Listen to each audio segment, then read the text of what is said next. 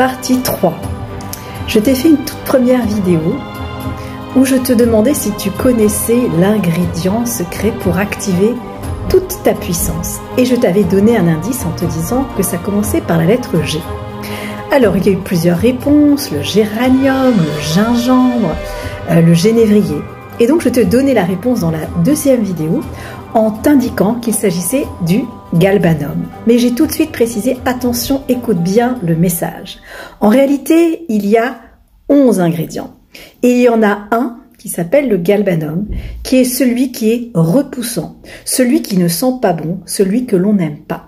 Eh bien, dans ces ingrédients secrets, celui qui va déclencher toute la magie, c'est justement ce 11e que l'on n'aime pas, que l'on ne sent pas bon. Mais ce qui est très intéressant, c'est que dans les temps anciens, eh bien, cette formule, elle était créée en intégrant cet élément repoussant. Alors maintenant, je t'avais demandé pourquoi. Et il y a eu plusieurs réponses. Certains ont dit, eh bien, c'est intégrer la part d'ombre qui est en soi, c'est accepter qui l'on est sous toutes ses dimensions, c'est cet amour que l'on doit prodiguer à soi-même, peu importe nos défauts. Et il y a une autre explication que je vais te donner maintenant.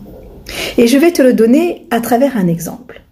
Il existe des termitières, il existe des fourmilières, il existe des sociétés comme les abeilles par exemple.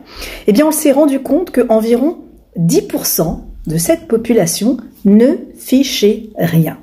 Donc en fait, on a une société, dans les fourmilières, les termitières, eh bien une petite population qui est feignante. On se dit, elles ne servent à rien, eh bien faisons une expérience, on va les éliminer. Donc, dans cette termitière, des fourmis bosseuses, on va prendre celles qui ne bossent pas, qui ne foutent rien, et on les enlève. Et qu'est-ce que l'on a constaté? Eh bien, la fourmilière collapsait. La fourmilière ne tenait pas en place. Qu'est-ce que cela signifie à ton avis? Pourquoi est-ce qu'il faut un petit peu de mauvais, un petit peu de feignant dans les sociétés? Pourquoi est-ce que même à l'intérieur de notre corps, de notre microbiote, il ne faut pas que des bonnes bactéries? Il faut un petit pourcentage, entre 5 et 10%, eh bien, de bactéries qui soient mauvaises. Je te fais juste une petite explication. Tu sais qu'au sein de notre microbiote, donc notre flore intestinale, on a des bonnes bactéries et on en a des moins bonnes.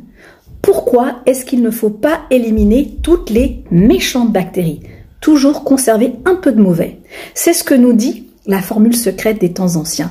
Conserve un petit peu de mauvais.